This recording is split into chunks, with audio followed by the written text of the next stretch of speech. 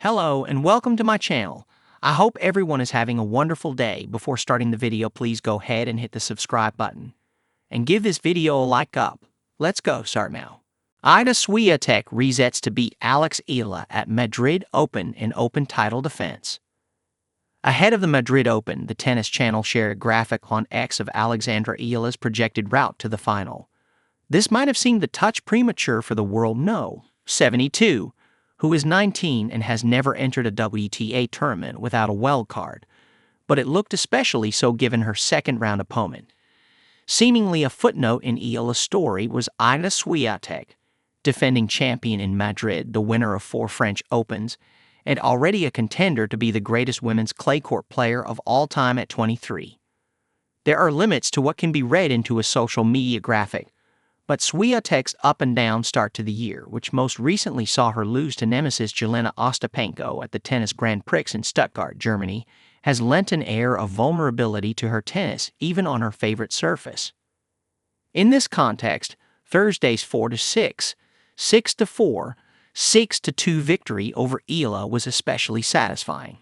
All the more so since Eala, a talented left-hander from the Philippines, stunned Swiatek in their first meeting in Miami a month ago. On that occasion, Swiatek struggled to handle Eala's angles in her omnidirectional forehand, overhitting on countless returns against a spinny but ultimately very slow serve. Swiatek had to dig deep to ensure she avoided another repeat of that result, recovering from a deficit of a set and twice a breakdown. The pair's meeting in Miami had been littered with service breaks, and so it was little surprise when Swiatek dropped her serve straight away. She had a couple of chances to break back immediately, but missed them both, as Eala's slow-paced deliveries appeared to affect her timing in the Madrid altitude. It set the tone for a set in which Swiatek held breakpoints in 4 out of 5 return games but only converted 1, and by that stage, she was already a double breakdown. Swiatek was in control of most of the games and the points, but kept overhitting early in rallies, unable to take advantage of Eala's limited movement on clay by constructing points, and instead going for too much too early time and again. There were times when it seemed that she was thrown off by the slowness of her opponent's serve, borne out by the fact that in the first set, Eala won more points on her second serve, 58%, than her first, 54%. Swiatek made 22 unforced errors in the first set, which accounted for 63% of the 35 points Eala won.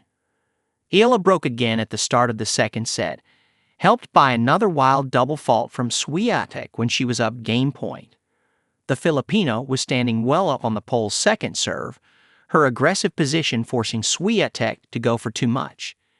Swiatek, by contrast, made little adjustment for the fact that her opponent's second serves were often crawling over to her side of the net at barely 70 miles per hour. She was, though, starting to get a better handle on Eala's delivery and broke back immediately for 1-1.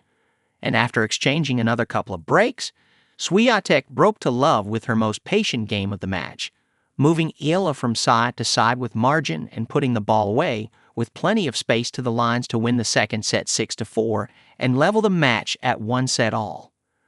Belatedly taking the time to construct the points rather than going for the quick kill, Swiatek's greater consistency and durability saw her roll downhill from there, and despite Eala breaking once more to delay the inevitable at 1-5 down, Swiatek smashed a return winner down the line at 2-5, 40-40, and then patiently built a rally to draw an error from Eala's racket and end the match. This was not just an important victory after last week's setback against Ostapenko, but a timely reminder that on a clay court, there are very few matches in which Swiatek is not the protagonist, whatever the hype may be around her opponent.